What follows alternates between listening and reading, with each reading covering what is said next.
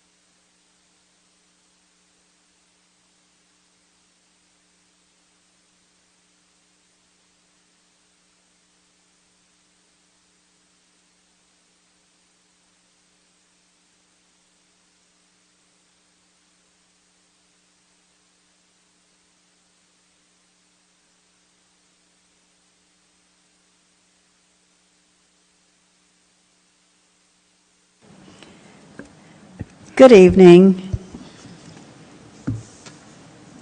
The time is 7:05. My name is Patricia Fuqua-Lovett. I am the acting commissioner for planning and zoning here, acting chair.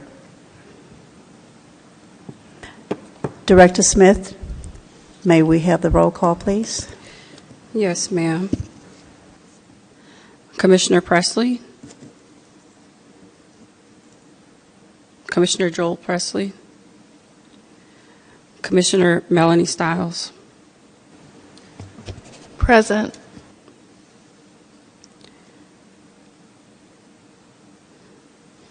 Commissioner Fields, Mark Fields.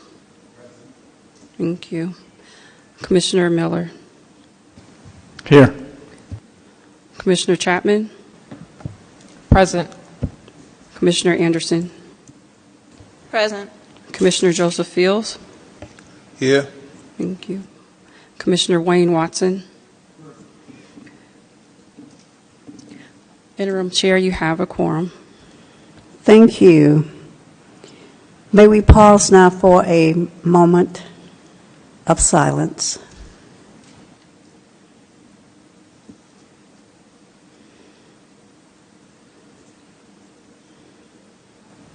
Thank you. We will now have the Pledge of Allegiance. Please stand. I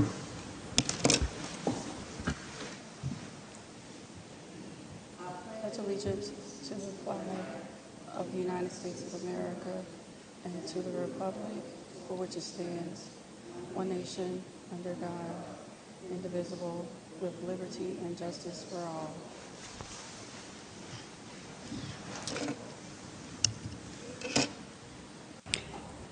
Thank you. Commissioners, may we have an approval for the 2025 February minutes? Motion to approve. Second.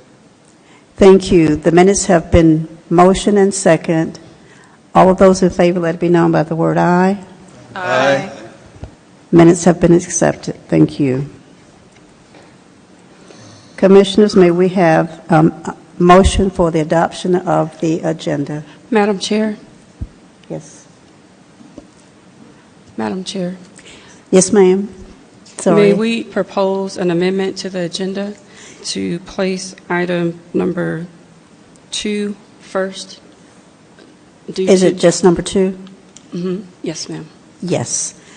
Commissioners, may we have a motion to accept? Yes, ma'am. Motion to accept. Hold on one second. The Attorney Wiggins needs to say something here.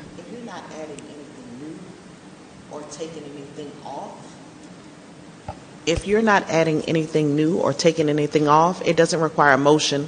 The chair, at your discretion, can reorder the agenda any way you see fit. Okay. Director Smith, is that item coming off, or is it going to be? We would like to hear that first. Okay, thank you. So then, Commissioners, we do not need a motion. We will just go in the order that has been requested, which is item number 2 to go first. So we have the adoption of the agenda. We adopted that. So are we going to go ahead and do the election of officers first before we start with the... Madam Chair, we need to get a motion and a second for the adoption of the agenda. I think you were stopped right before that. Okay. Is it okay if we just start over with that motion, or do we just need to carry it out? Can I have a motion, please, for the adoption of the agenda? Motion to adopt. Second.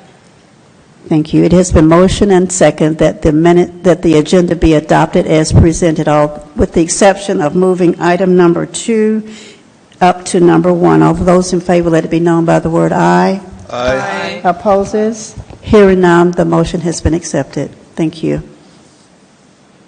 So now will we pause and have the election?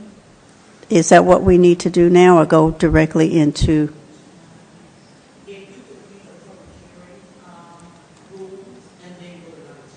Okay, thank you. I do not have that in front of me.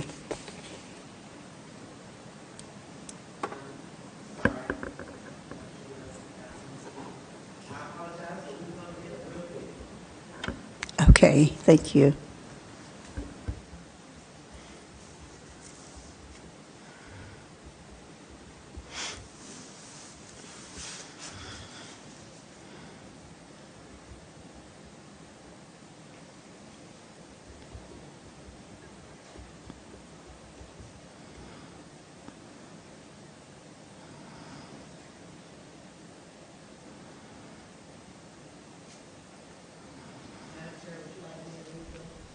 Thank you, please. Read. Before adopting any change to the zoning map, section of the zoning ordinance,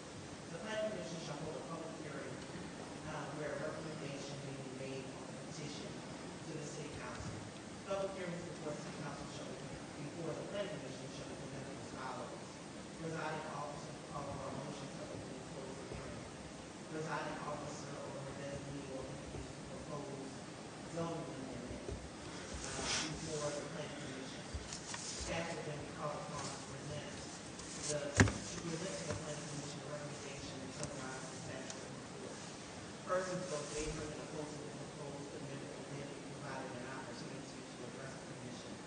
The applicant for the proposed amendment or the applicant's designated representative, if any, will be allowed to speak first, followed by any other speakers in favor of the proposal for a total of 15 minutes.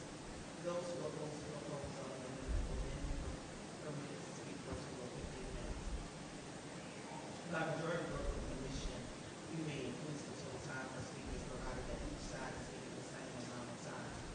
If there is more than one speaker per side, the presiding officer may limit the time allotted to each individual speaker other than the zoning applicant.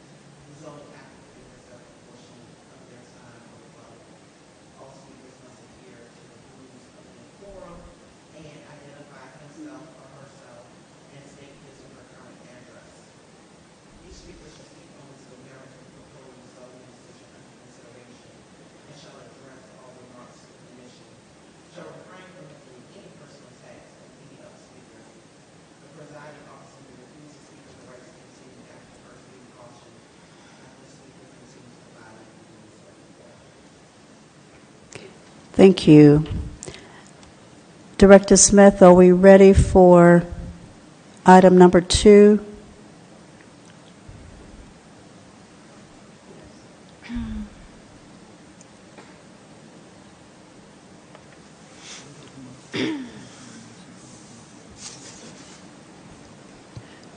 Is the applicant present? Attorney Wiggins, do we need a motion to open the public hearing for this item? Yes, but I thought staff would read the case number.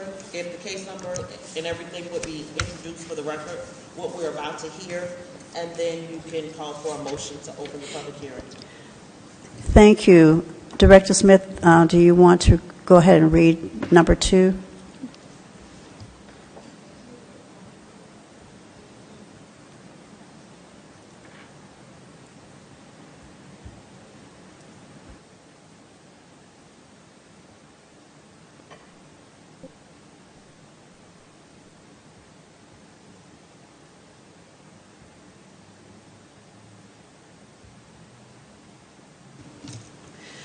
In reference to new business, item number 2, case number P2025V-002-02, the applicant, Tanisha Gordon, property located at 2882 Sims Street. The applicant is requesting a variance from parking requirements in Section 10-2094.1, duplexes and triplexes, item number 6, in the R1A zoning district. Case type is a variance. Thank you. Commissioners, you have heard the reading for the description of item number 2. What do I hear? Motion to open the public hearing. Thank you. We have had a motion and a second. All of those in favor, let it be known by the word aye. Aye. Opposes? Hearing none. The public hearing is open for item number P2025V-002-2. Is the applicant here? Please come forward.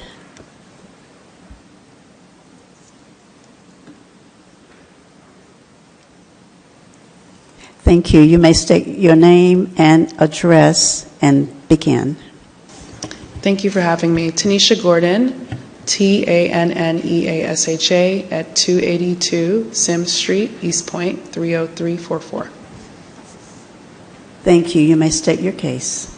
I'm seeking a variance, a parking variance. The property that I have is built on a really strange structured lot. The property was built in 1925, and it's a single-family home in the front and a duplex in the back. And based on our surveyors and our site plan that was developed in research, it seems to be one of the first dwellings that was built in the area, and everything kind of like formed around it. So it's strangely structured, and as you can see, the front of the house kind of juts out on to the sidewalk. And based on it, the structure of it and the way that the lot is actually just cut out, it's impossible to have 6 cars parked in the parking lot. So we know that the new ordinance or requirement is to have 2 parking spots per unit. And what we're looking for is a variance of 4, because we are able to cut these staircases off to fit 2 cars in the parking lot, and then there is ample street parking in front of this house and the single-family home in the front. Thank you. Does that complete your presentation? I think we have a few more slides if you need to see what's happening. So right now, the plan that we have is to bring, because we need the variance and we're going to create 2 parking spots, we're able to bring this property actually more so into conformance. So we'll be getting rid of about 9 feet by closing it out and then creating 2 parking spaces in between the 2 homes. And then we have street parking on the side of front, and then we have parking on the Sem Street. And the property, after we get the variance, we're going to seek an administrative permit to totally rehabilitate the home and make sure like there's no asbestos because it was built pre-1978, and just to make it a livable dwelling for my family and I. Thank you. Does that complete your presentation? Yes. Thank you. You may be seated here. Is there anyone in favor of this project? Anyone in favor? Is there anyone in opposition? Anyone in opposition? Commissioners, questions? Motion to close Motion to the... close the public hearing? Thank you. Second. It has been moved and properly seconded that the public hearing is closed. All of those in favor, let it be known by the word aye. Aye. Opposes? Hearing none, the public hearing is now closed. Commissioners, what do I hear from anyone with questions? You'll get the staff report now. Okay, thank you. Staff report?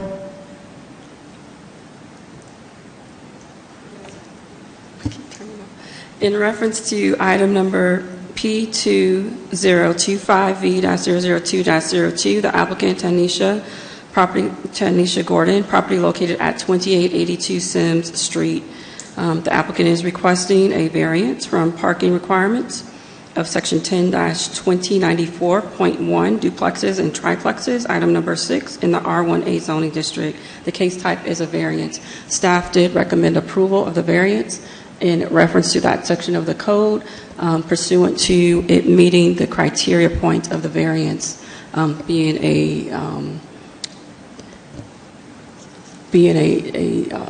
a smaller lot, and the fact that the house was built in 1925. So it meets the criteria, and staff has recommended approval. Thank you, Director Smith. Commissioners, do we have a motion? Madam Chair, Yes, Commissioner. make a motion that we accept staff's recommendation for approval of this variance. Thank you. Second. Thank you. Before you vote, Madam Chair, let me Yes. just remind you, because this is a variance, you guys are the final arbiter, and so if this motion passes, then it will not go on to City Council. To City It Council. will be the final decision here. Okay, thank you. There's a motion on the floor. All of those in favor, let it be known by the word aye. Aye. Opposes? Hearing none, the variance has been granted. Thank you. Director Smith, the next item, please.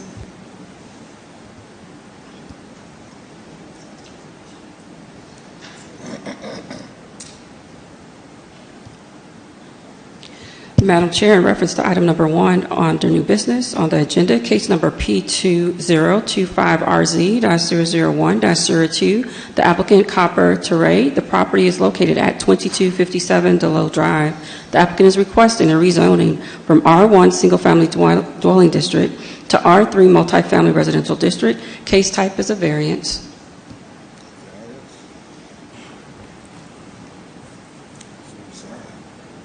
Thank you, Director Smith. Commissioners, we have another case in front of us. It is P2025RZ-001 R1-02. May I have a motion, please, to open the public hearing? Madam Chair, Yes. motion to open the hearing. Thank you. I second. It has been moved and properly seconded that we open public hearing for case number P2025-RZ-001-02. All those in favor, let it be known by the word aye. Aye. Opposes? Hearing none, the public hearing is now open for P2025-RZ-001-02. Is the applicant here? Please come forward. Thank you, and please state your name and address. Hi, my name is Copper Teray, and the address is 2257 DeLoe Drive, East Point, Georgia. Thank you. You may present your case. Okay, so it's actually for a rezoning. I think she misspoke when she said variance. But I'm sorry, say that again. She misspoke when she said... she said it was for a variance when Okay. she initially called it out, but it's for a rezoning Thank you. from an R1 single family to an R3 multifamily. So there was some information that I was sent from you all. So first of all, I wanted to note that Elise Yuan, she is the previous owner. The current owner is my client, the one that I'm working for. So I first wanted to say that it changed hands back in December of 2024, so that's probably why it's not updated yet. So Ms. Yuan, though, she received permits to change the property back in 2022, I guess, when she initially bought it. I think she initially bought it in 2021. So it was a single family, 3-bedroom, 2-bath, and it has since been remodeled to a 6-bedroom, 6-bath, essentially, but it's 3 different sides. The front is what you see before you. When you go into that front door and go upstairs, there are 3 bedrooms, 3 baths, and then, kitchen, living room. And that master bedroom has a kitchenette / wet bar-ish type situation. And then to the left side of the house where you see that white car parked, there's a little walkway there. On the side of the house you can go in, which used to be the garage. And it's a 1-bedroom, 1-bath. It's listed on the plans as an office, and I guess technically it would be considered an office because there's no closet. So it is an office, but it is being utilized as a bedroom right now. And then on the right side where you see this little white fence situation, you walk under there and bear to the left, and the back there is a door that leads to a 2-bedroom, 2-bath. So there's 3 standalone units, that could function by itself. Now, all of these units meet in one place, and that is a washroom that is downstairs. So each door from each unit leads to that washroom. And so that's essentially what my client would like done for it to be a multifamily. Also, there was some information sent to me, I guess regarding there had been a disturbance or something in 2022. That is why I wanted to note that Ms. Yuan is not a part of the property anymore. And that's kind of it. Thank you. So did you have any more photos you want the commissioners to see, or anything else? Is it possible for you to, the floor plan that you sent up to show me where the permits, you sent an email, I think it was Mr. Lee. Yeah, it was you sent it to me to show me where, what the permits actually were.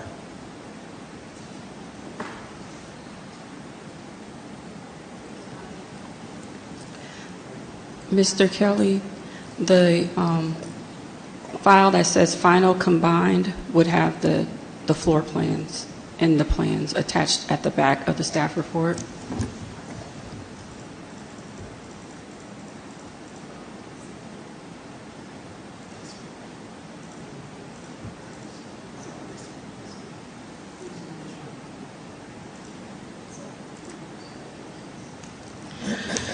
So this, well, you can do one, the first one, and then, that, meaning the previous, or the one that she was, right, that one she was permitted for.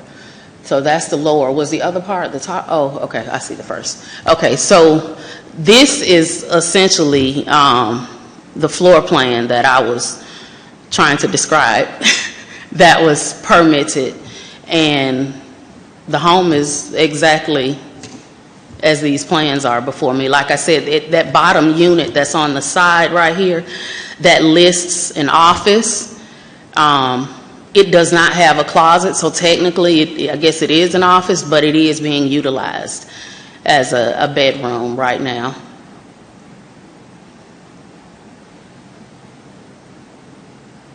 And that's yeah, I just wanted to show that they were in compliance with what they were permitted for. Thank you. All right. You may be seated. Thank you. Is there anyone here that is in support of rezoning this property? Is there anyone here in support of? Is there anyone here in support of? Is there anyone here in opposition to rezoning? You may come forward.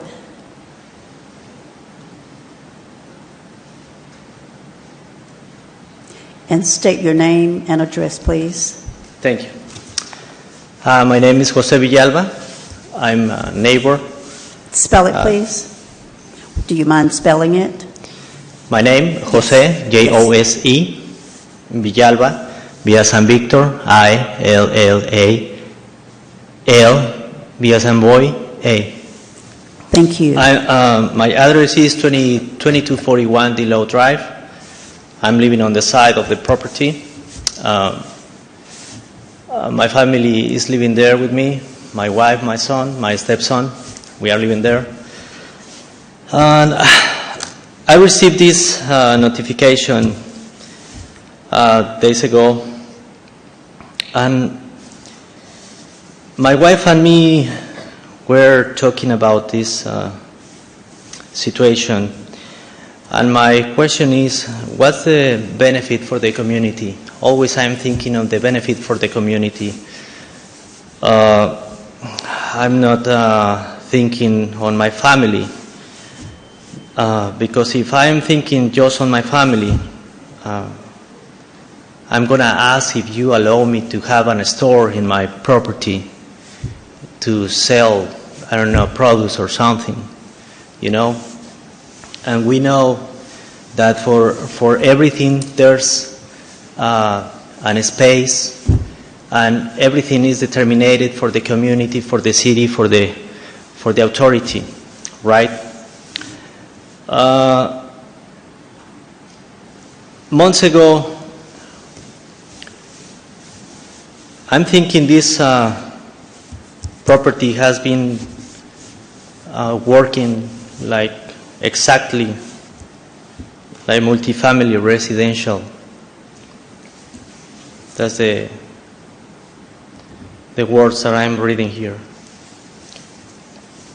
Why I'm saying this? Because we saw driving cars coming in and coming out. I'm sorry for my English. Noisy cars, smelling marijuana, no? And I'm thinking this is not the environment that we need to have on our communities. I think we need to have better environments for our families. Every day when I go to work, I see the situation in this city, in Atlanta, and I see it's not easy. There's a lot of, I don't know, frustration, drugs, a lot of things that I'm thinking could be good if we do something to help that people, right? And if we are trying to do something like that, I'm thinking we have to put our effort to have better communities, to have better education for the people that is living close to us, right? And that's why I'm thinking on this. What's the reason to have multifamily or residential in a place where there's families in a neighborhood there where families are living? You know, we can receive one day one person, and the next week another person, and the next month another person, and we are not going to know who is living close to us, right? And I'm thinking we have to know what people is living in our neighborhood to make it better. And if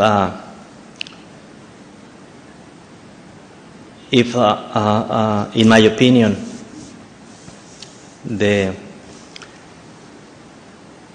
if the goal is the business, I think that's not the place to make a business. And I don't know.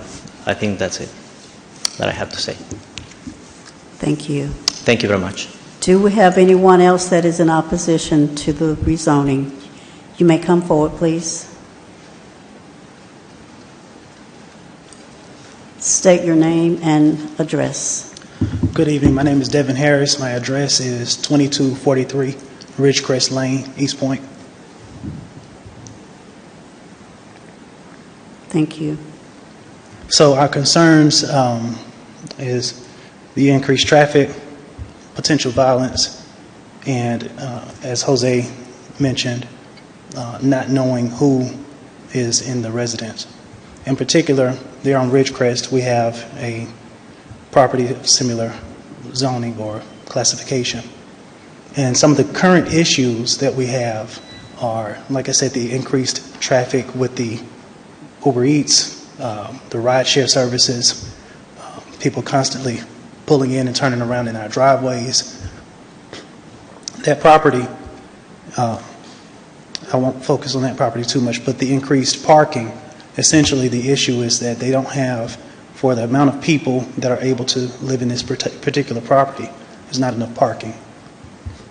And so even this morning, there was a car parked, halfway, blocking my neighbor's driveway.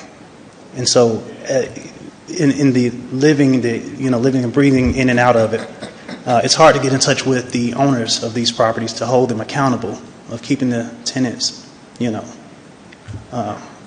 line. Also concerned about, like I said, in our area, there at Headland, Delow kind of corridor, Zone A, not Zone A, Zone A. Either way, we have a lot of issues with, random gunshots and things of that nature.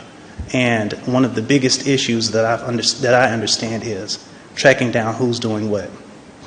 And so by, bringing in extra people, it's also a concern of the potential for additional mischief.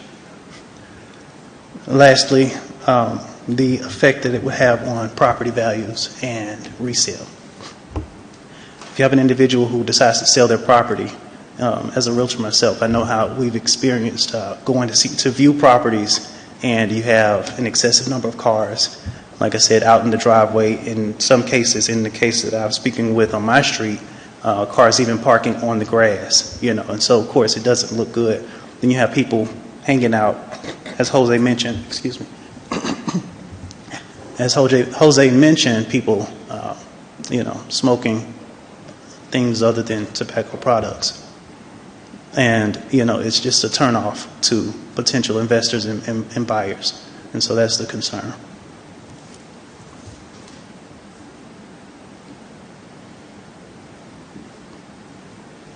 Last but not least, they do have different, I'm sure each person or each owner, each manager would have different qualifications. We also want to ensure that there would be, as it pertains to sex offenders or other violent criminals that have that record, we want to ensure that those individuals would be essentially, maybe have to find somewhere else to live. In the pad split situation, it's so simple. Just as we see Uber Eats drivers do it all the time. If I'm not qualified, then maybe my sister will make an account for me. And so it's supposed to be Ashley delivering your food, but then you get Marcus. Same is the case with the potential case with the pad splits and even some multifamily. Because when I'm looking at this floor plan that was brought up, I'm looking at the lower level. There's a unit that essentially doesn't have an actual, like a legal bedroom. So it would function more like a studio. So in that particular unit, I mean, it's not going to be another family. You can't have maybe a family with 2 or 3 kids move into that unit. Now, the other units, they have multiple bedrooms, maybe so. But again, like I said, that lower level is prime for, Airbnb or some other short-term rental.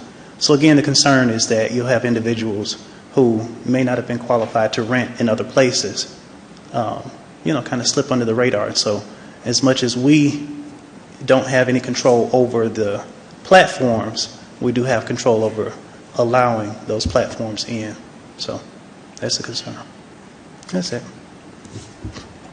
Thank you. Thank you. Thank you. Do we have anyone else in opposition? Anyone else? Hearing none, Commissioners, what do I hear? Motion to close the public hearing. Second. Second. It has been moved and properly second that we close the public hearing. All those in favor, let it be known by the word aye. Aye. Opposes? Hearing none, the motion to close has been accepted. Staff, what is your recommendation, please?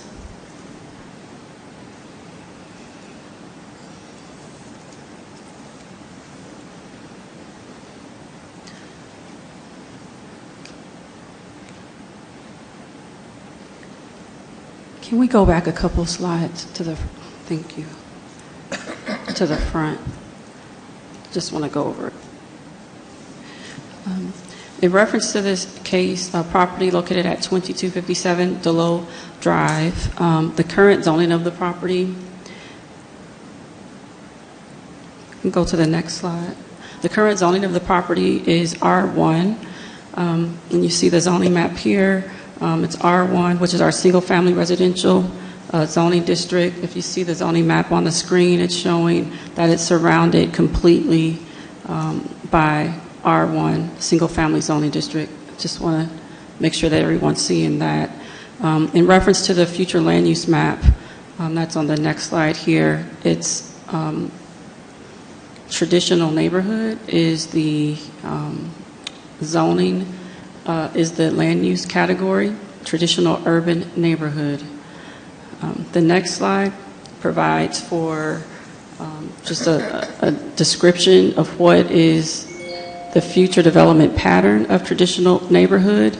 It does include R1, RL, R1A, RT, R2, and R3. And the future plans for this area is to improve the housing conditions, to reduce the number of vacant homes and lots, and to revitalize and redevelop the area by preserving what's already there and maintaining access to downtown and some of the commercial nodes that are in the area, while renewing financial investment and encouraging neighborhood pride.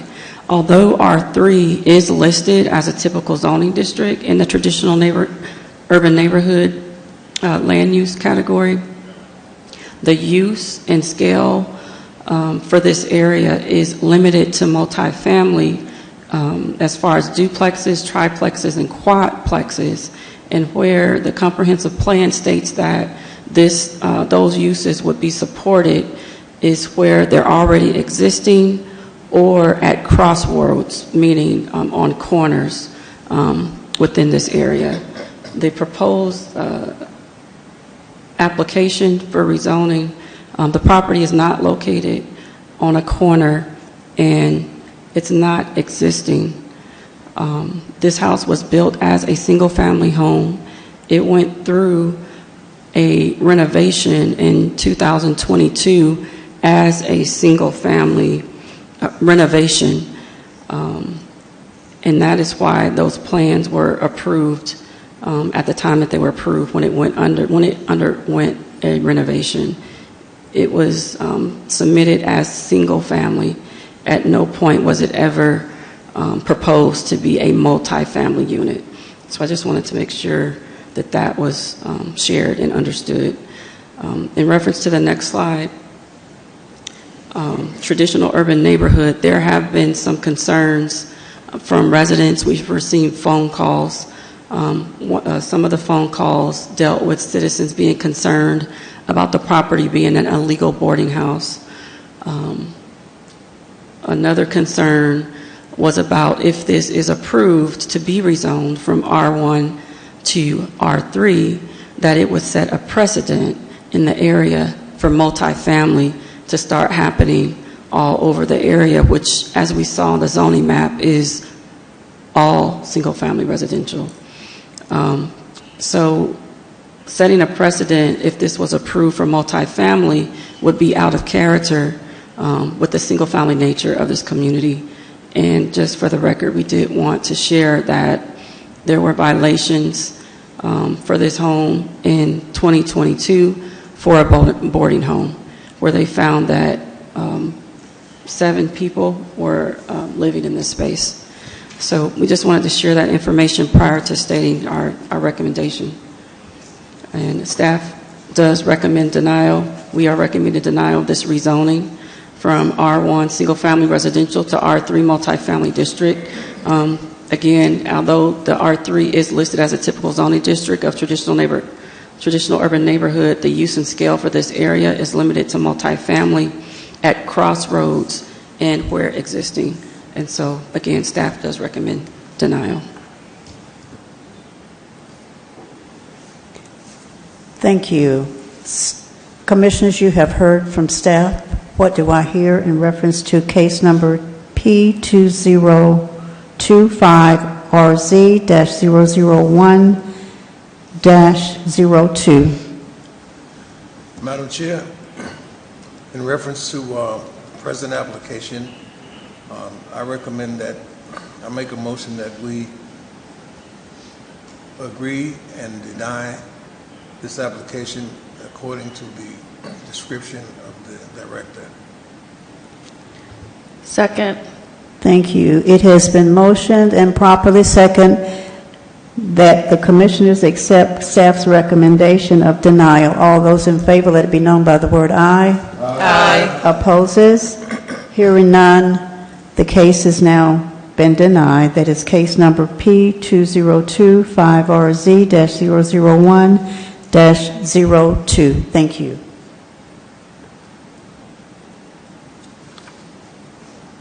Madam Chair, this case will go to the City Council. This case will go to the City Council with your recommendation of denial. You said it would go before council. Thank you. Wanted to make sure. Commissioners, we have case number 3. Staff, would you read that, please? Yes, Madam Chair, in reference to item number 3 under new business, case number P2025V-001-02, the applicant Neil Bridges with Bridge Hodge Realty.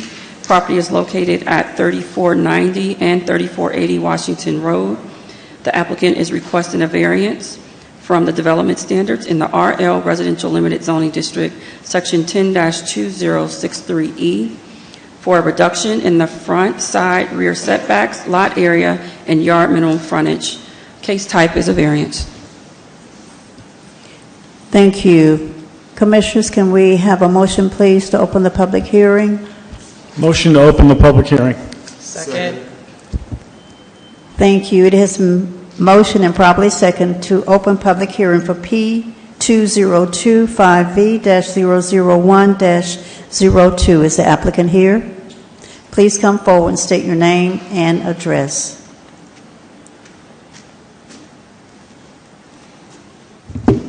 Good evening. My name is Neil Bridges. I reside at 876 Gramercy Hills Lane, Mapleton, Georgia, 30126. Thank you. You may proceed. Thank you all for hearing this presentation. You can probably skip down to, I think, slide number 4. Up to 4. Keep going. Yep, right there. So this is a request for a variance of, like she said, the zoning, not for the zoning, but for the setbacks of the front setback side and rear, as well as the lot frontage and the lot square footage. And we are seeking this for a number of reasons. For one, to basically develop a better development in terms of the type of houses that we want to put on these lots. You can also go down to the next one. It's currently zoned RL. What we are doing and have done already is subdivide the lot into 7 lots. All of them being, currently they are all fronting the existing streets, which is Washington Road, Charles Drive, and Ben Hill Road, which is on the rear side of the property. You can go to the next one. So again, this is 2 acres, 2.95 acres. It's 2 lots together. One is a bigger lot, and then there's a smaller lot that we're combining into doing that. You can go to the next one. So this is what has been approved currently right now. So we have subdivided into 7 lots with the current standards as you see them there. We are requesting the reduction of those setbacks to, for one, meet the character of the neighborhood, as well as to meet what was a recent variance for setback reduction as well. So that, and the one that you see there in red is the one that I'm speaking about, which was a recent variance that was approved. And those that was approved at 30 feet on the front side at 8 and rear at 20. You can go to the second slide after this one.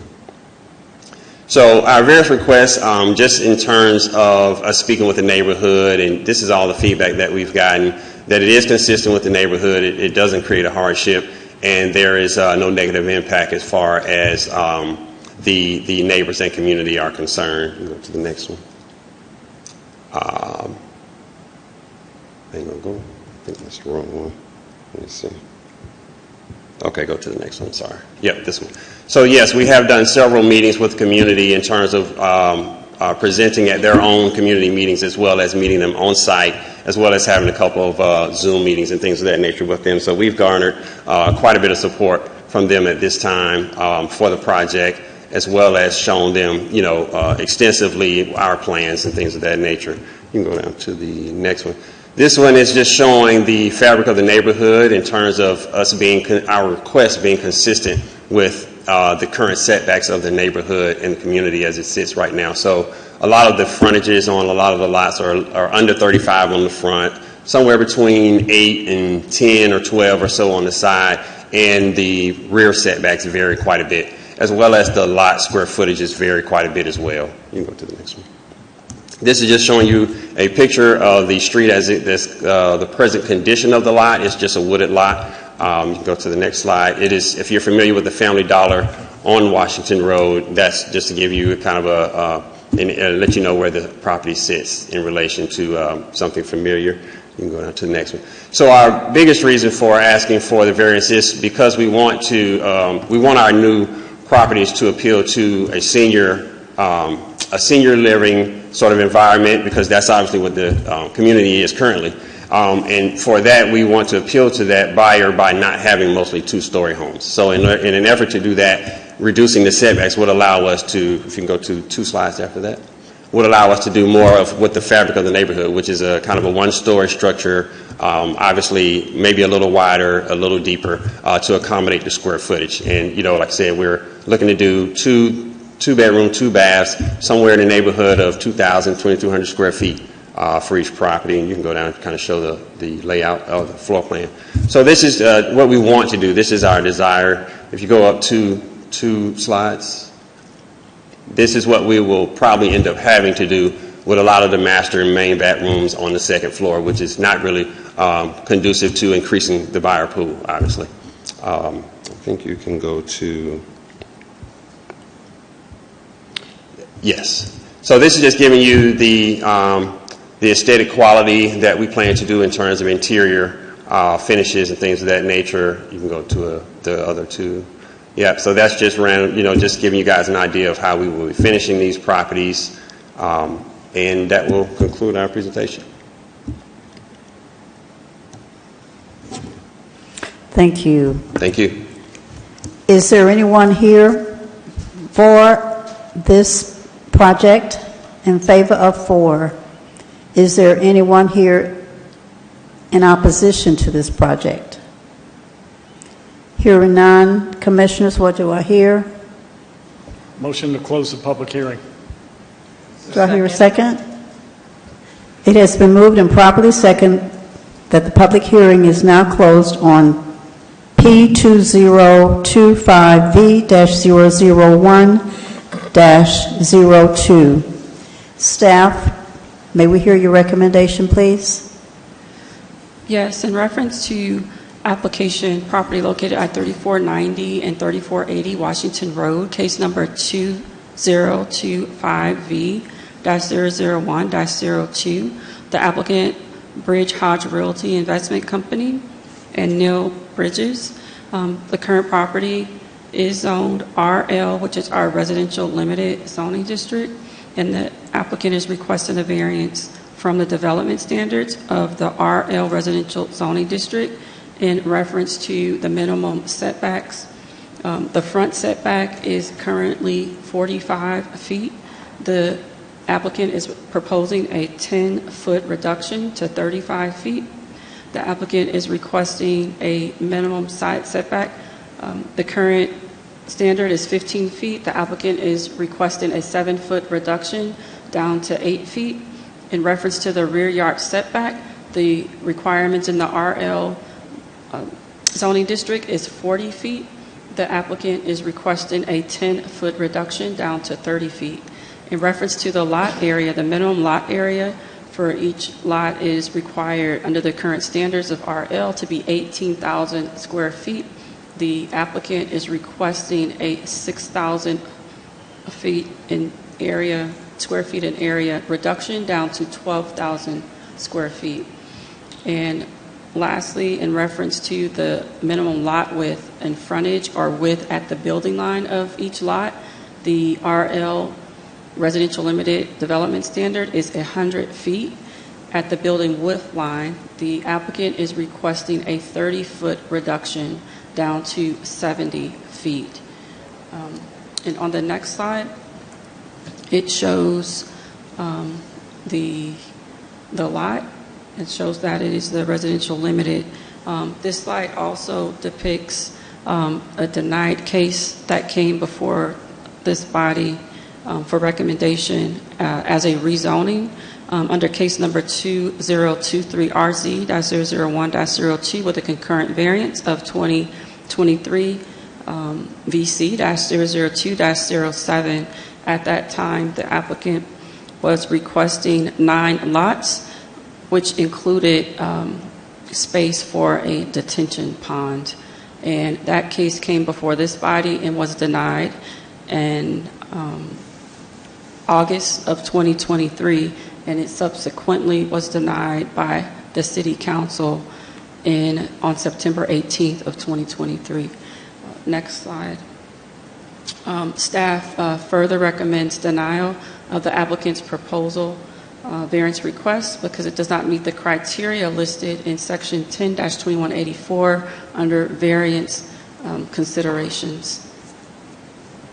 Thank you. That concludes our presentation. Does that conclude your presentation, Director Smith? Yes, it does. Commissioners, you have heard from staff. What do I hear?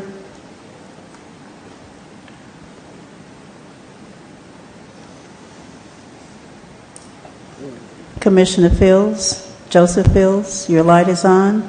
Oh, sorry. The motion to accept the denial from the staff recommendation. Thank you. Do I hear a second? Second.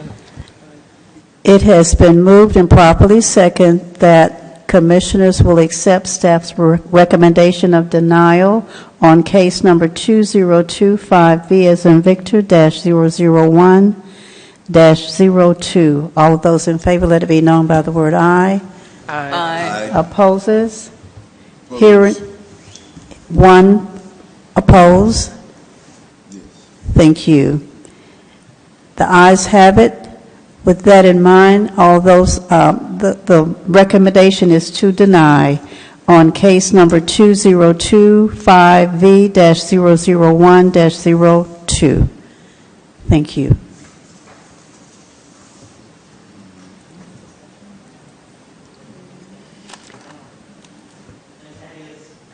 The final, you guys are the final arbiter on that. That variance will not go to City Council. Does everybody understand that? This will not go before council. For the record, Commissioner Presley has come in, so Madam Director, do you mind calling the roll? Well, we will just note that he's present. Thank you. And we've made note. Thank you. Yes, we'll note that you're present, Commissioner. So we just moved directly into the last two cases, is that right? And that will be text amendment on number 4, and I will give it to Director Smith. Thank you. In reference to item number 4 under new business, it's a city-initiated text amendment. The applicant is the City of East Point, and the location is citywide. The text amendment of Section 10-2071, Medical Institutional Zoning District classification to streamline the scope and intent of the Medical Institutional Zoning District and to provide for an amended permitted uses and uses permitted through a use permit only. This case type is a text amendment. In reference to this case and this item, we have a draft of the section of the code within the city. There was a moratorium put in place in October of last year on any type of medical institutional zoning application. And so this is an attempt to revise our ordinance to support medical institutional land uses in the city. And what we did with the permitted uses is we have proposed to remove all permitted uses except for the use of hospital. I'm going to scroll down to item number 7 under permitted uses is hospitals and clinics, chiropractic, dental, medical, optical, dental, and any similar type of facilities for humans. All other types of uses have been deleted and placed under various sections of the close of the ordinance. Most of the uses were placed in use permit, where they would have to come before this body as well as City Council to get approval. Most of those uses were deleted and then placed in use permit under the use permit category. A handful of the uses that were uses that support hospital and medical uses as a permitted uses were placed under the administrative approval section of the ordinance. Some of the uses that were already listed under administrative permit, some of them were deleted and some of them were left in place. The ones that were deleted were uses that did not have a prevalent use to support medical institutional, the medical institutional use. The uses that were added to administrative permit under the proposed ordinance were uses that are auxiliary to hospitals, such as pharmacies, cafes, cafeterias, esthetician services, physical therapy services, and gift shops. So those were the uses that were added as an administrative permit, where they would not have to come back before the Planning Commission nor go before City Council if for any reason a hospital came into the city to be used. But overall, the intent is to protect the current medical institutional land uses that are in the city. That's the intent of the ordinance. And we also do recognize that you all are just seeing this, and for that reason, we would support and recommend a deferral if you see fit, because we do recognize that you all are just seeing this today. Thank you, Director Smith. Commissioners, do we have a motion to take any action, or how do you want to handle? Open the public hearing. What do I hear to open the public hearing, please? Motion to open the public hearing. It has been moved and properly second that we open the public hearing for text amendment. Is there a number for this one? Is it just text amendment? I think it's just text amendment. City-initiated text amendment. It doesn't have a number, but it's just not item number 4. Thank you. All those in favor, let it be known by the word aye. Opposes? Hearing none. The public hearing is open on this particular case. And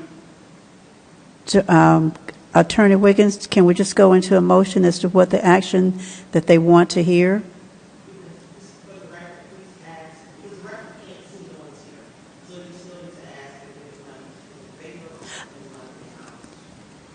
For the record, is there anyone that is in favor of the proposed text amendments from staff, as Director Smith has read? Anyone in favor? Anyone opposed? Hearing none, the public hearing is closed. Motion to close the public hearing. Thank you. It has been motioned and properly second that the public hearing is closed on city-initiated text amendment for item number 4. All of those in favor, let it be known by the word aye. Aye. Opposes? Hearing none, public hearing is now closed on item number 4. Director Smith, item number 5. Or do we need to dispose of number 4? We need to talk about 4. Okay, number 4. What is your pleasure on number 4, Commissioners? Well, can we first get I'm sorry? motion and a second, and then we can go into... To open? A motion to open the floor for discussion would be appropriate at this time. Okay, could I hear a motion, please, to open? Can I make a motion to open the public hearing? Is there a second? It has been motioned that and second that we open the public hearing for case number 4 under item number 4. Discussion. Excuse me, discussion. Thank you. Is there any discussion? Well, let's get an all in favor for opening the floor for discussion. Aye. Thank you. It has been moved and properly second that we open the floor for comments on item number 4. Madam Chair, I think we should follow Director Smith's consideration to have time to read over this and maybe bring it back to next meeting. Commissioner Presley, thank you. Do I have a second? Is that a form of a motion, or are you just making a comment? I figured it was a discussion. Yeah, we're in discussion. So he's just, you got a motion to open the floor for discussion? That was a second, it passed, so now y'all just talk. Okay. Someone else may have discussion, I see some lights down here. Okay. Mark Fields, please. Commissioner Fields. Thank you, Madam Chair. I have a couple of questions. And, Yes, please. And it's just to kind of help me understand this text amendment and how it's going to work. So I read through, I had the opportunity to see all of the things that were stricken from the current section. But here's my question. So if we have a company, if we have a developer that wants to come in and their main objective is medical, but then they want to do housing with that, does this text amendment that we have before us prevent that? Is there a possibility to be able to have both with this particular text amendment? It would prevent it by right, right? So there are certain things that are allowed by right, and there are certain things that you got to get permission for. So based on your example, the housing coupled with a medical type facility would not be permitted by right. The medical by itself would be permitted by right. But once you try to couple it with the housing, it wouldn't be by right, but they can ask for permission, whether that be in the form of a rezoning, whether it be in the form of some type of use permit. Right. It can potentially happen, but not without coming before your board and then also the city council. Thank you. And just one other question with this is, so once it has, let's assume that we get there and this is what we adopt. In order to change that, we would have to, how would someone outside, would the city or the council have to also then do another text amendment in order to update that? If you want to change the language after adoption, you would go through this process all over again. And the text amendment is coming from the council? No, Or text just amendment. someone- This text amendment came from staff. From staff, thank you. A text amendment you can recommend a text amendment, right? This board can recommend a text amendment. So it doesn't necessarily have to come from council. Thank you. Can I add anything to that? Can I add some? Is it a discussion or it's just? Okay. Question or comment? Yeah, I have a comment. So if you think about it, the demo cost of this particular project is going to cost so much demo that it's going to be hard pressed to find anybody that's going to do any mixed use development on this property anyways. This is prime and right for a hospital and those type services.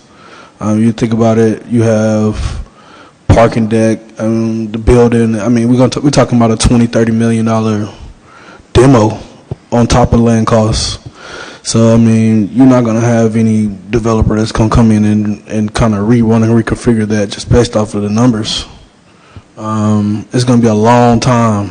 I mean, we're talking probably like 30-40 years before it gets the amount of depreciated value for it makes some type of economic sense to demo the project or demo at least a portion or anything. Just to piggyback on that comment. Thank you, Commissioner. Commissioner Anderson? I think one of my concerns is we want to make sure we understand what other accessory or, auxiliary things might be needed with a hospital, such as we said no laundromat services or Can dry you speak cleaners. into your mic, please? It's hard for me to hear you. It's on. Just It's maybe on. It's speak on. into it. Yeah. I also have been told very frequently I have a very soft voice. So my under the auxiliary or other permitted uses, frequently hospitals or larger medical centers have on-site laundry, and so I'm hoping language could be added to allow that as part of either administrative or additionally permitted uses, administratively permitted uses. So if you see what's on the screen, it looks like there was some contemplation of ancillary or auxiliary uses. Yeah. Office, professional, office, business, pharmacies, and then the eateries. And I don't know if laundries, as you speak of, is something that happens inside the building or like adjacent, like outside of the actual building. Obviously, if it's inside, then it works. It's permitted. But if it's a separate use, if you're talking like more of a laundromat or some type of dry cleaner, that would be a different conversation.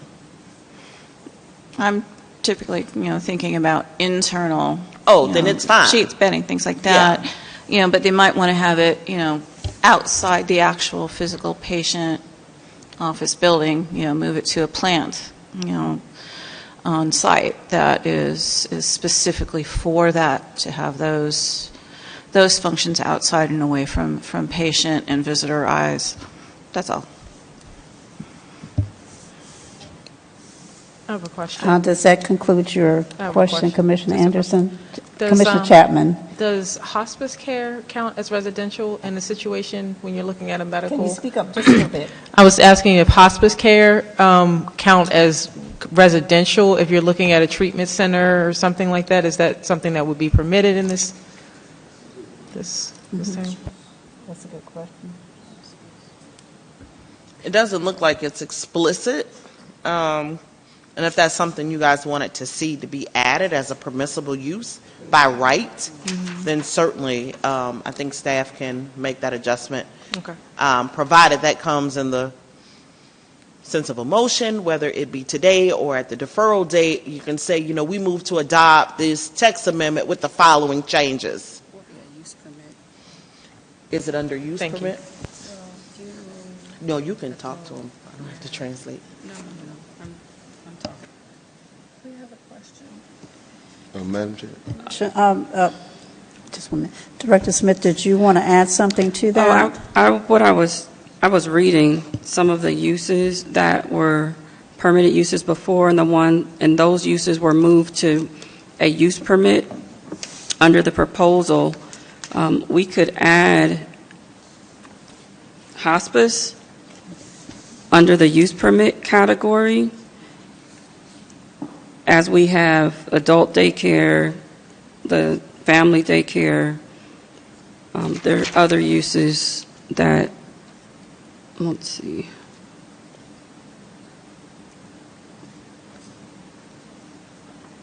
Thought I saw another one that was senior housing. We can add that use under that section. So is there anything that we need to, is there anything other than you're just going to add it now and? No, well, what I would recommend is that you finish getting the discussion tonight. Looks like you have a light or so left, or none. You would finish your discussion tonight. You would then ask your board, what do you want to do? Do you want to move to defer so everyone can have an opportunity to read it? Mm-hmm. Come back with some additional ideas. You can do a motion to deny the text amendment. You can do a motion to adopt the text amendment with any changes that we've heard, such as adding hospice, living care homes to the use permit, adding external cleaning facilities or laundromats, so you have some options. Okay, thank you. Commissioner Chapman, did you finish your question? And then I see two other lights, Presley and Anderson. Okay, I will. Yes, thank you. I will read over this as well. And I think I'm just thinking off the top of my head. Also, is there any in here? And I'll look at it. But do we know off the top if there is anything in terms of like research and development in this area as well? And I'm looking. I'm actually using ChatGPT to try to scan the document quickly to see if I can find some things. And that's what I was looking for. Like, is there any? I don't believe that R&D is in there. Okay. Yeah. So if we could add that in there as well for research and development, that would. Okay. Yeah. Okay. Propose that. Research and development, which I think is clever, as long as it's not like going to create coronavirus. You should might think. Commissioner Presley, I'm going to let Commissioner finish, and then you can do all of your talking, so we can kind of keep it separated. Commissioner Chapman? I'm done, yes. Okay, she has finished, so please go ahead, sir. I apologize. No, I think research and development is good as long as it's not something that's harmful to the water or my air near my house. But my question about this text amendment, I saw on the agenda it stated citywide, so it's not restrictive just to that hospital area. It's any medical institution, correct? Throughout the city of East Point. Any property that's zoned medical MI. That's what I was thinking. Okay. Okay, so does that clear your question? It does. And Commissioner Watson? Yeah, I was speaking in terms of laundromat, notoriously dirty. Phase 1 to Phase 2 comes back dirty on laundromats all the time, so I would just wanted to put that off-site or into a designated area. Hydrostatic pressure and the chemicals going in the land. You would create brownfield sites. I had a site in Decatur. The laundromat was up the street. Hydrostatic pressure, underwater, underground, streams came down. We were talking maybe a half a mile from the site, contaminated my site, made it a brownfield. And you get on a brownfield program, and it just would create a whole lot of minutia on trying to remediate on laundromat stuff. So if you look at that site, it has a lot of topo. So maybe I'm a little bit biased on laundromats. But my question to Kimberly, Miss Smith, is, when we're trying to kind of revitalize this hospital, and I want to know about the previous zoning versus the zoning that's proposed, the amendment that's proposed. What were the original hospital up under versus how is that different from what you're proposing, and if that's going to kind of deter potential investors in the project? That makes sense.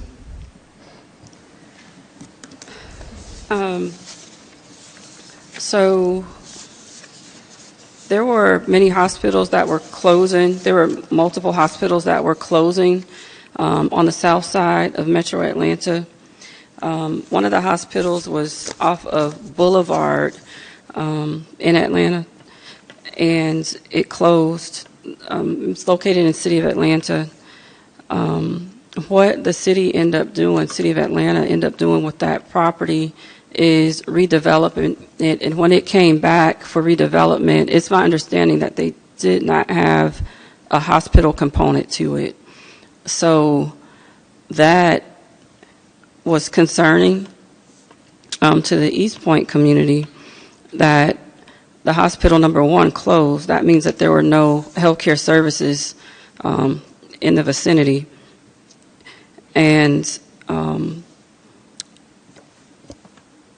when it was developed as some type of mixed-use commercial, completely eliminating any type of healthcare component to it. So that was concerning. And so what we are trying to do, since the city of East Point has been undergoing and supporting health and community health equity, specifically for East Point, but for the south side of Metro Atlanta, we saw fit to make an attempt to support the medical institutional zoning districts that are already existing in the city of East Point, based on what we saw happening in the Metro Atlanta area. So we're trying to preserve what we have and to encourage the support to provide health equity in East Point and in the south side of Metro Atlanta. So that's the intent of the ordinance, and some of the history behind why we're trying to support and to save healthcare in East Point. Is this predicated on a case study of a previous case that where it incentivized hospitals or medical uses to be to make them come to the area? Or is there some type of case study that we can look at?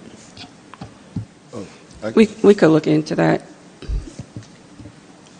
Madam Chair, if I can just add to the Commissioner's question. Yes, Attorney Williams. This is not a rezoning, so the properties that are subject to this ordinance are not being rezoned from something to something. The zoning has remained MI. And if you're talking specifically about the property where the former hospital stood, it's MI now. It would be MI if this was approved. It's just changing the uses that are allowed in that MI district. Understood. Thank you for that. Thank you. Commissioner Presley. So what I think I gather here is by nixing, for slang terms, by editing and redacting all those previous mentioned things in the text, is to streamline, and that is to try to recruit.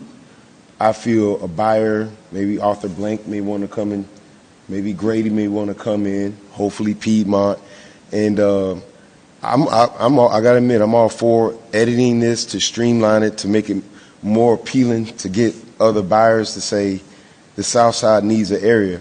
One of the reasons is we say we care about law enforcement, or, I do, because if somebody breaking my house, I'm going to call them. Fire department, if these people get hurt, traffic on 85, 75, if you've ever driven in it, we know getting to Grady is challenging.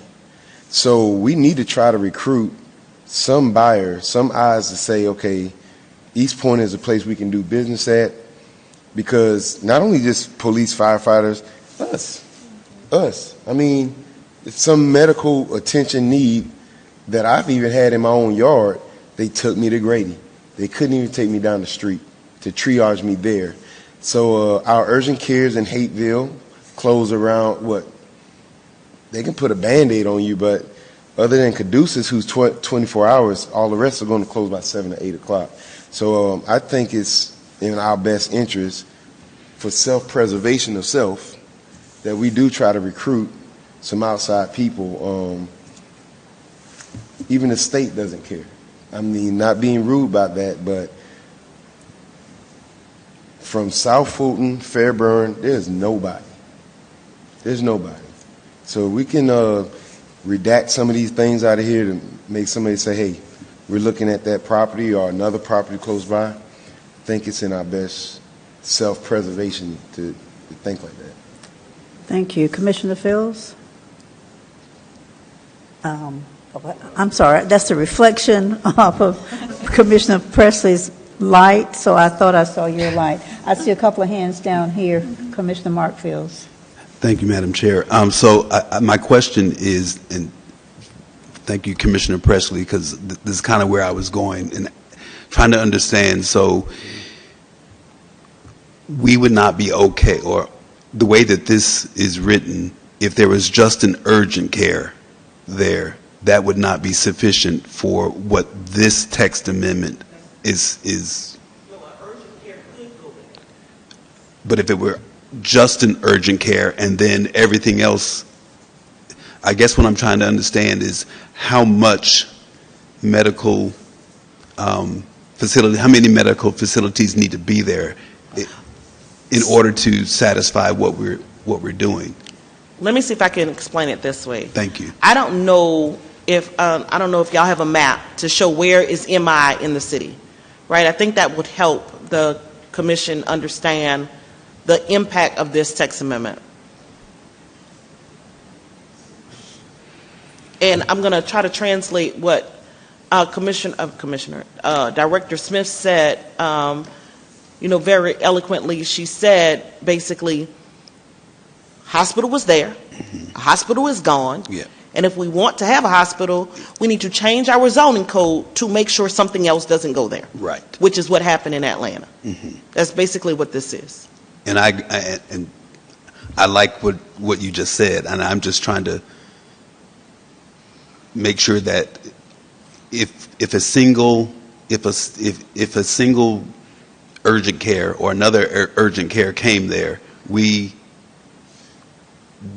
that satisfy this text amendment, or could When you something say else another, happen? what do you mean? Like one came and then another one came? Or let's just say that there's a single urgent care in that building, and now it's a chiropractor, and then there's a family, a personal care, and all those things are carved up in there. That is not the intent of this. It could happen. I mean, based on the way it's written, that can happen. That's by right. Yes. Without permission from this body or the city council. And it would not necessarily be a hospital. It may not be what I think Commissioner Presley is mentioning. Correct. It may not be a hospital. It may be some other type of medical facility, such as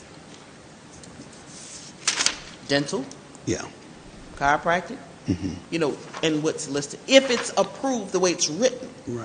Right? This can change. What color is MI? You can Light blue.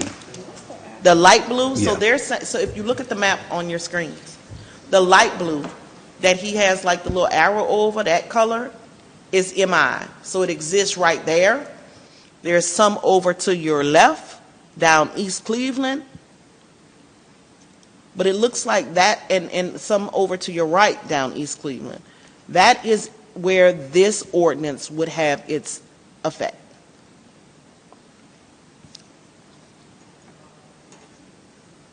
Commissioner Mark Fields, did you finish? Yes, thank you. Commissioner Chapman. Yes, that's a lot of space, but so to your point, I was wondering, so it would be an adoption then if we say that it would be not a,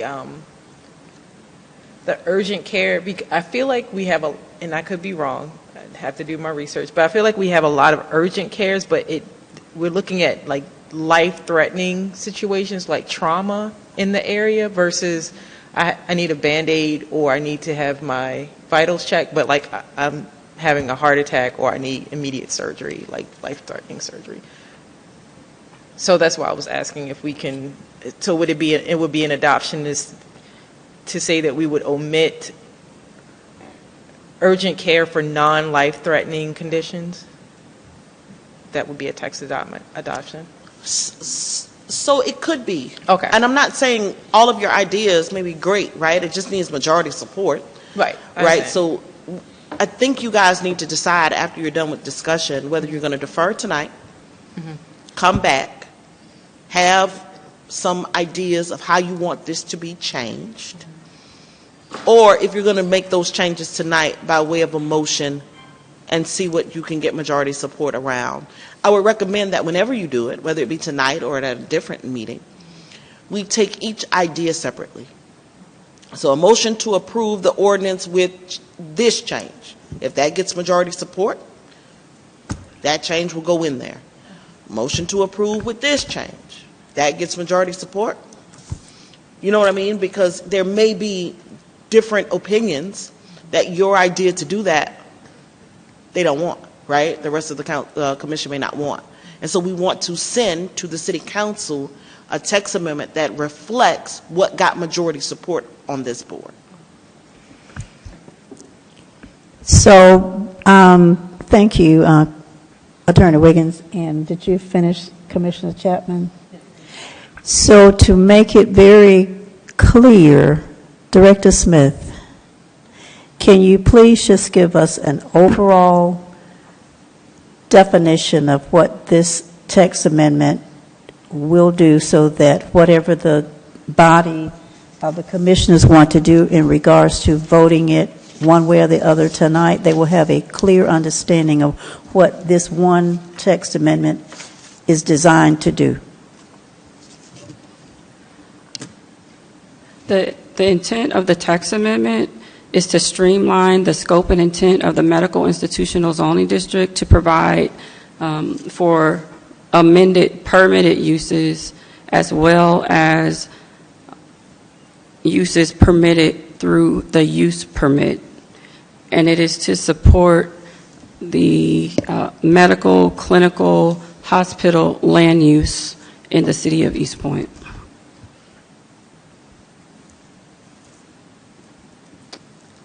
Thank you.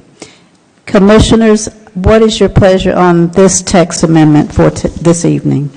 Madam Chair, I make a motion that we defer this and bring back questions, thoughts, statements, and feedback next I month. second that. Thank you. It has been moved and properly second that city-initiated text amendment, Section 10-2071, medical institution or zoning, be deferred to a later date to be announced. All of those in favor, let it be known by the word aye. Aye. Opposes? Hearing none, this text amendment case will be deferred. Thank you. Director Smith, text amendment number 2. Yes, Madam Chair. In reference to item number 5, under new business, city-initiated text amendment, the applicant is City of East Point. The location of this text amendment would occur citywide. This is a text amendment of Section 10-2206, public notification for the purpose of streamlining and providing a higher level and effort of outreach and public notice to the broader community. The case type is a text amendment. For this item, we are recommending that this be deferred to next month's work session in April. We would like to share what the intent of this, and we have some maps where we would like to discuss what the intent of this ordinance is. Thank you. Madam Attorney Wiggins, can we go directly into what the next step for Director Smith, or do we need to open for public hearing or open the case? If it was advertised for a public hearing, which it was, we need to do the motion to open a public hearing. Madam Chair, Yes. I make a motion that we open the public hearing. Do I have a second? It has been moved and properly second that we open the public hearing on text amendment Section 10-2206. All of those in favor, let it be known by the word aye. Aye. Opposes? Hearing none. Public hearing is open.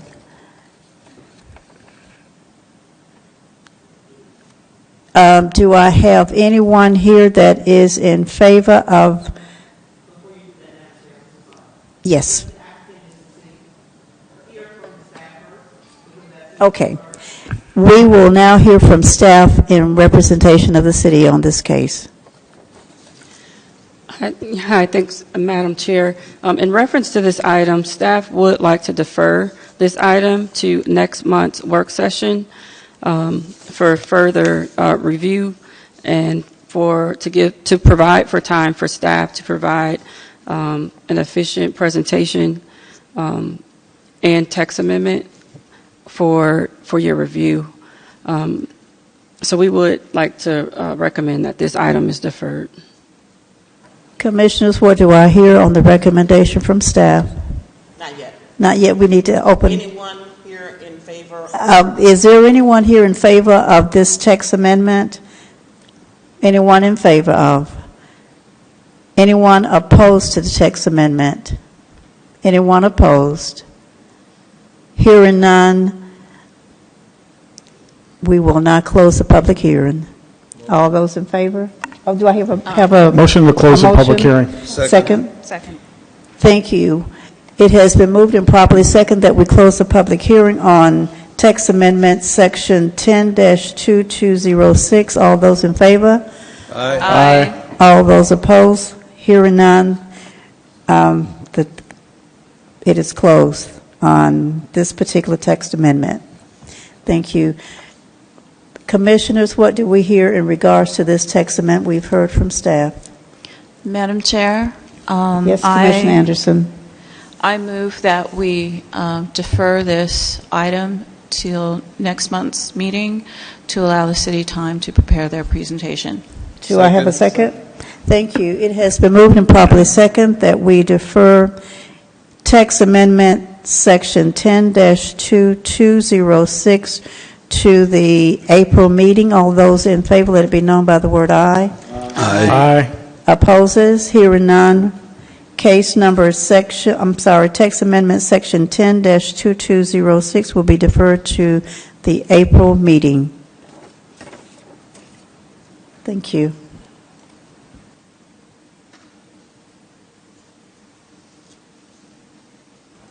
Attorney Wiggins? Yes. Are we now ready for the next step, which is election of our board? Correct. And will you conduct that particular portion of the election? Please.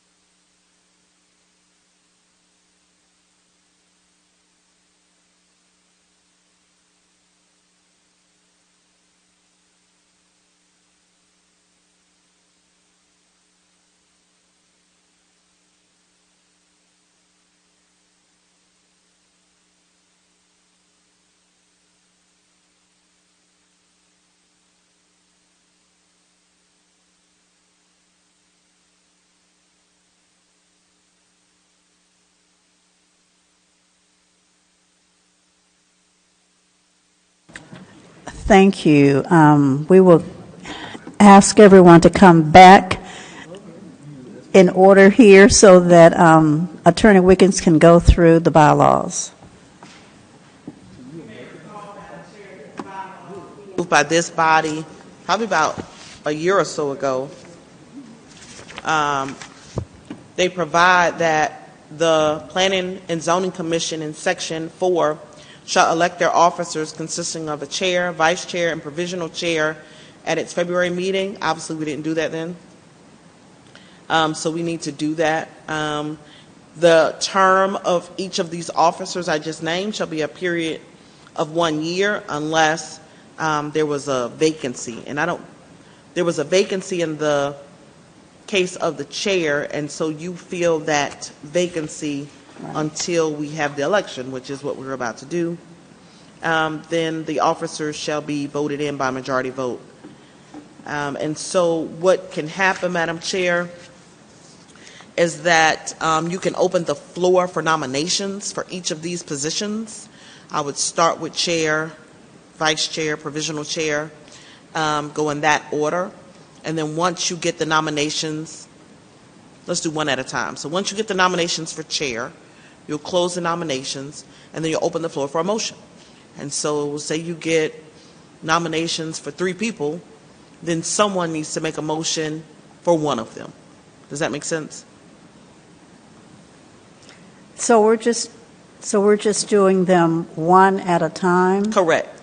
And then at the very end, well, you just complete the first one. And then the second one, you complete that, and the third one, you complete that, and then at the very end.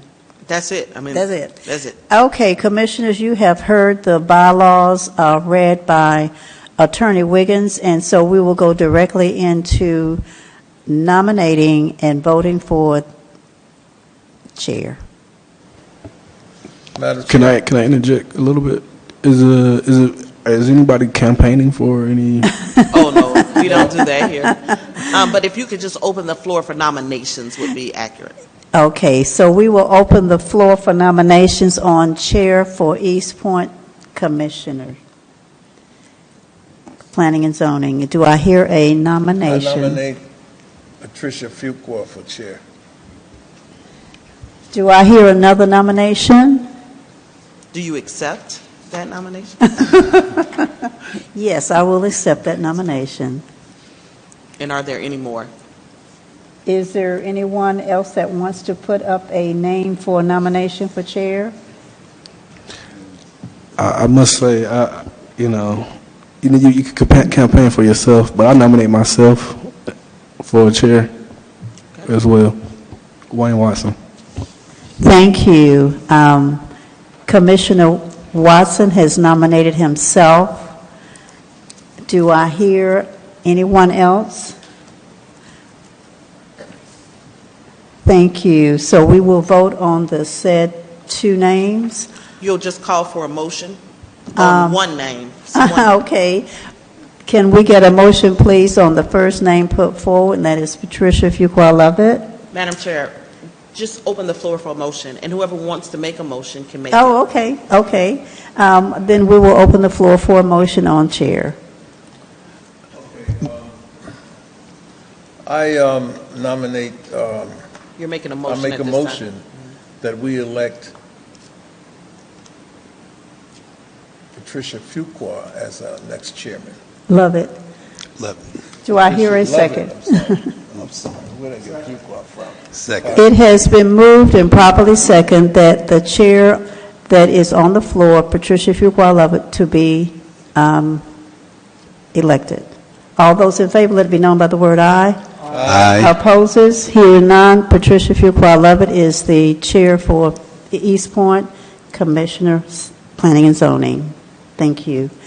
All right, we can go to vice chair if you open the floor for nominations for vice chair. Do I hear a name for vice chair for Commissioner, Planning and Zoning? Vice chair. Commissioner Mark Miller. Again, please. Commissioner Mark Miller. Commissioner Mark Fields. Commissioner Mark Fields, vice chair. Did you say Mark Fields, correct? You said Miller. Will. Oh, You Will said Miller. right? I've always seen him. Come on, man. How long you been friends? Commissioner Miller has been nominated as vice chair. Do I hear another name? Do I hear a motion to close on the said name of Commissioner Will Miller? Motion to I appoint. move, Yeah. I move that. For vice chair. Thank you. Do I have a second? Second. It has been moved and properly second that Commissioner Will Miller is the vice chair of East Point Planning and Zoning. All those in favor, let it be known by the word aye. Aye. Opposes? Hearing none, Commissioner Miller is the vice chair of Planning and Zoning. Do you accept? Too late.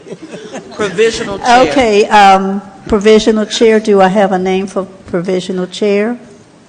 Wayne White. I hear Commissioner Wayne Watson. Do I hear a second on Commissioner Watson, or do I hear another name for? I second. It has been moved and properly second that Commissioner Wayne Watson is the provisional chair. All those in favor, let it be known by the word aye. Aye. Opposes? Hearing none, Commissioner Wayne Watson is the provisional chair for Planning and Zoning East Point. Thank you. Thank you. Thank you all. Thank you all. You know you have to pay for this, right? You got to pay.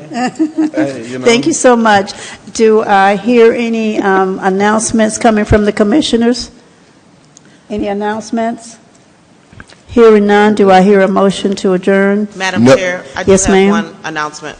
Yes, please. So we decided not to bring the training to you guys tonight, obviously because we had so many cases, and this would have made it a very long night. April, I don't know if it's looking to be a lot of cases. We're about to find out. And I'm certainly open, if the majority of you are. Obviously, I would like unanimous support for an alternate day, right? It's sometimes hard to put it on the Thursdays because we just don't know what may come. I think the window has closed for any new cases, but it's just two? Oh, perfect. So if that is okay with the board, we can shoot for April.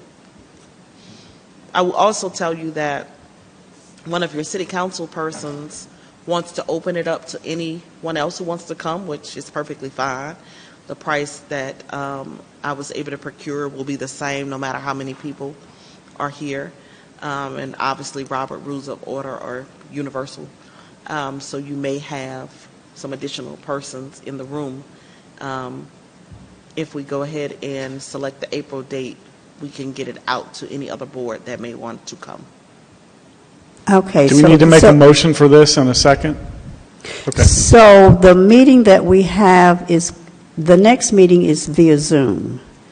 Right, I'm talking about the April regular meeting. So the Okay, so the April regular meeting, are there any questions, objections, or comments on the regular April meeting date for training, which will be training and your regular cases? It's April 17th. Yeah. Okay, so we'll plan for that at the April meeting. Thank you. Thank you. Commissioners, do I hear, you have an announcement? Yes. Okay, thank you. Please go ahead. I know we closed it, but the text amendment is citywide, more in particular for the district. So we really need to get a hospital for strokes, heart attacks, surgeries. So let's try to do our homework and try to get it through. Thanks. Thank you, Commissioner Presley. Do I have a motion to adjourn? Motion to adjourn. It has been moved and properly second that this meeting is now adjourned. All those in favor, let it be known by the word aye. Aye. Opposes? Hearing none, the meeting is adjourned.